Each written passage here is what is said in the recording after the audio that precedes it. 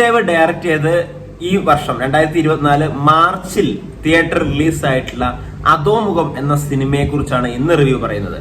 ഈ സിനിമ അത്യാവശ്യം ആളുകൾക്കൊക്കെ ഇഷ്ടപ്പെട്ട ഒരു സിനിമയായിട്ട് മാറിയിട്ടുണ്ടായിരുന്നു. കാരണം ഇതിനകത്ത് ത്രില്ലിംഗ് മൊമെന്റ്സ് ഒരുപാടുണ്ട്.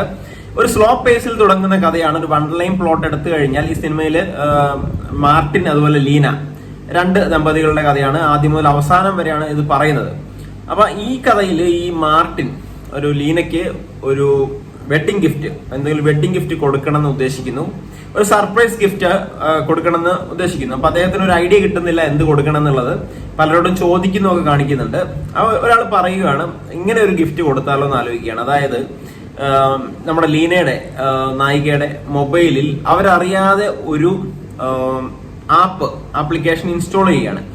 എന്ന് കഴിഞ്ഞാൽ അവരറിയാതെ അവരെ നിരീക്ഷിക്കാൻ സാധിക്കും എന്നുള്ളതാണ് ഇതിന്റെ ഒരു പ്രത്യേകത. അതാണ് ഒരു വൺ ലൈൻ പ്ലോട്ട്. പക്ഷെ നമ്മൾ ഉദ്ദേശിക്കാത്ത രീതിയിൽ, നമ്മൾ ഉദ്ദേശിക്കുന്നത് ചിലപ്പോൾ സൈബർ ക്രൈമോ അങ്ങനത്തെ കാര്യങ്ങളൊക്കെ ആയിരിക്കും. പക്ഷെ നമ്മൾ അത് ഉദ്ദേശിക്കാത്ത രീതിയിൽ ഇതിനകത്ത് ഒരുപാട് ത്രില്ലിംഗ് എലമെന്റ്സ്, അതുപോലെ ട്വിസ്റ്റ് ഒക്കെ കൊണ്ടുവരുന്നുണ്ട്. ലാസ്റ്റ് ക്ലൈമാക്സിനോട് അടുപ്പിച്ചിട്ടുള്ള ട്വിസ്റ്റ് ഒക്കെ നമ്മൾ ഒരിക്കലും പ്രതീക്ഷിക്കാത്ത രീതിയിലാണ്. കഥ ഒരു സ്ലോ പേസിൽ പോകുന്നതാണെങ്കിൽ കൂടി ഇത്തരത്തിലുള്ള ഒരു ത്രില്ലിംഗ് എലമെന്റ്സ് ഈ സിനിമയിൽ ഉള്ളത് കൊണ്ട് നമുക്ക് ഈ ത്രില്ലിംഗ് അതുപോലെ സസ്പെൻസ് ഒക്കെ ഇഷ്ടപ്പെടുന്ന ആളുകൾക്ക് ഒരു പ്രാവശ്യം കണ്ടിരിക്കാൻ പറ്റുന്ന സംഭവങ്ങളൊക്കെ ഈ സിനിമയിൽ തീർച്ചയായിട്ടും ഉണ്ട്. എക്സൈറ്റ്മെന്റ് ഒക്കെ സമ്മാനിക്കുന്നുണ്ട്.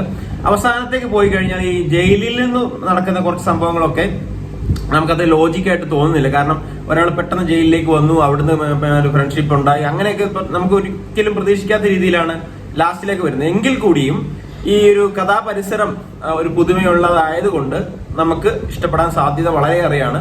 7 ഔട്ട് ഓഫ് 10 IMDb റേറ്റിംഗ് ഉണ്ട്. ഈ സിനിമയുടെ അവസാനം ക്ലൈമാക്സ് കൊണ്ടുവച്ച് നിർത്തിയിരിക്കുന്നത് ഇതൊരു എൻഡിങ് ആയിട്ടല്ല. അതുകൊണ്ട് തന്നെ ഇതിന്റെ സെക്കൻഡ് പാർട്ട് ഉണ്ടാകാനുള്ള സാധ്യത വളരെ കൂടുതലുണ്ട്. കാരണം ഇതിനകത്തൊരു ഒരു പൂർണ്ണത അല്ലാത്ത രീതിയിലാണ് നിർത്തിയിരിക്കുന്നത് സിനിമ. അപ്പൊ കണ്ടവരുണ്ടെങ്കിൽ നിങ്ങളുടെ അഭിപ്രായം താഴെ വന്നൊന്ന് കമന്റ് ചെയ്യുക. എനിക്ക് തീർച്ചയായിട്ടും ഈ പടം ഒന്ന് ഇഷ്ടപ്പെട്ടു. ഒരു പ്രാവശ്യം കണ്ടിരിക്കാൻ മാത്രമൊക്കെ ഉള്ള സിനിമയിലുണ്ട്. പുതിയ ആളുകളാണ് ഇതിനകത്ത് കൂടുതലായിട്ട് അഭിനയിച്ചിരിക്കുന്നത്.